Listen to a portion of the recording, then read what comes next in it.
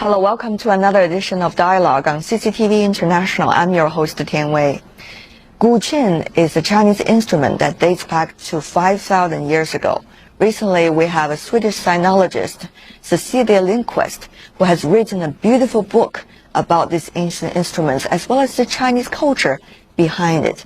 And sometimes it is also her memories of her Chinese friends who are masters of this music genre. And we're very glad to be here, joined by Cecilia Lindquist, a Swedish sinologist and also author of two books. One is called Qin, which is holding right now, and the other is called The Kingdom of Chinese Characters. Welcome. Thank you. Cecilia, you're holding your wonderful book. Show it to us. The one about Qin, which is an ancient Chinese instrument. It's one of the oldest ones and one of the most beautiful ones. And I came here to China in 1961 and 62 and studied for 2 years this absolutely wonderful instrument. And I decided then I would write a book about it. But many other things happened in my life. Now, at last, it's been published. Yes, and now you're working on that, finally. But you talked about your first encounter with guqin when you were in China in the early 1960s. What was it like when you first saw that very special instrument? Quite difficult to explain. It was the sound of it, the very strong sound and the very lovely, very, very tiny, small sounds that together made this absolutely beautiful music.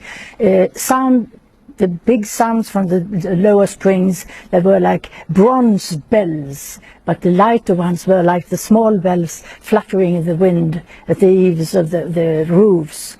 And the deep sense of sincerity in this music. And you said in your book you've never seen anything like that, and you've never heard anything like that when compared to the Western musical instruments. No, but I had played the Renaissance lute, 20 strings, absolutely beautiful instrument. And I went to Germany, I went to Italy to study that. And when I was going to China, I wanted to find something with the same kind of both delightful music and very sincere music. And I found it in the guqin. In your eyes then, what exactly is this music of guqin like? What exactly is the instrument of guqin like? How did it help you to understand China or the Chinese culture and the Chinese friends that you have?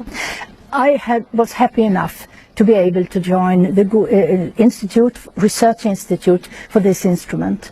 I was the only student they had. They have never had any before or after. And they were 10 very experienced scholars and qin players, and their small institute had been set up in the middle of the 50s, just some few years before I came to China.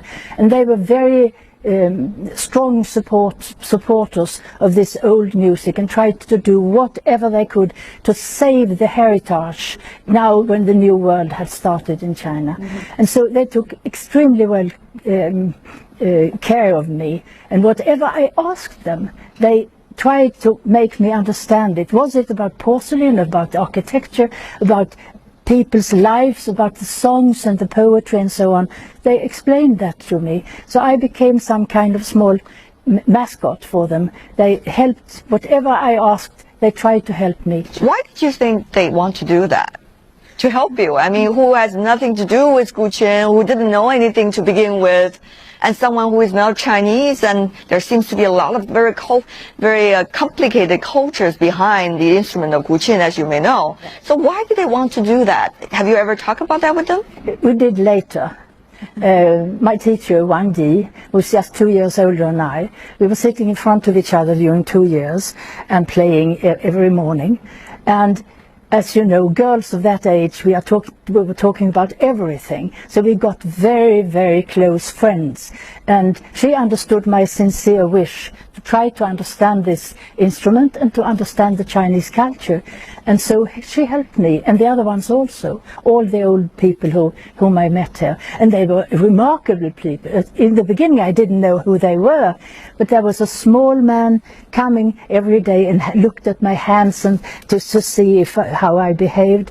And it was was Pu Xuezhai, who was a cousin of the former emperor, and there was Guanping Hu, who became the most famous of the Qin players during the last century, and also the most famous scholars.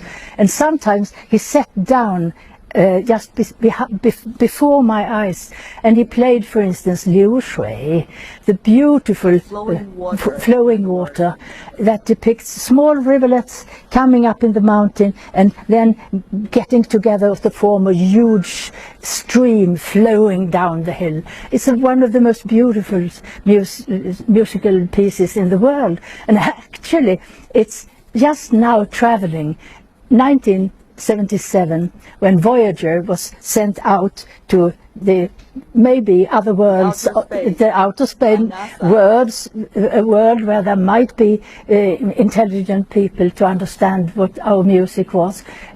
He was playing just this Liu Shui, the flowing water. It is rather the longest excerpts on the golden LP sent to the outer space. Why did they choose guqin's music? Because it's the center of the Chinese culture. It's the heart of the old elite culture of the scholars, the poets, the monks, a center in their life. The guqin is played on silk strings, and silk is quite different from metal strings. If you struck on a metal string, you hear a note, a tone, and then it fades away. For instance, when you hear the guzheng, you are playing and playing and playing on these metal strings, but the tone fades away very rapidly. But guqin, if you hit one string, the tone continues, long, long, long, and you hit the second tone. The first one is still sounding, the second one is sounding, another one, and together they form all these different tones and overtones. A beautiful sound, more beautiful than any other instrument in the world, I would say. We are going to hear some very interesting and beautiful pieces played by one of your friends later in our program. But I want to know this because you've been really into this music, really into this instrument.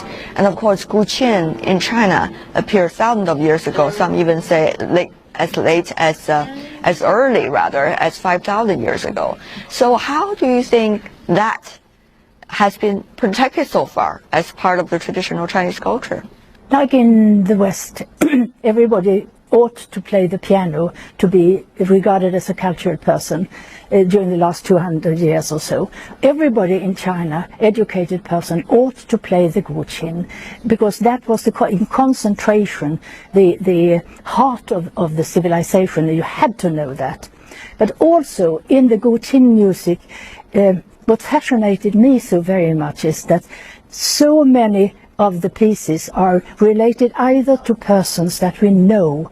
We know when they lived, we know what kind of lives they led, and we know the sorrows and happiness they encountered.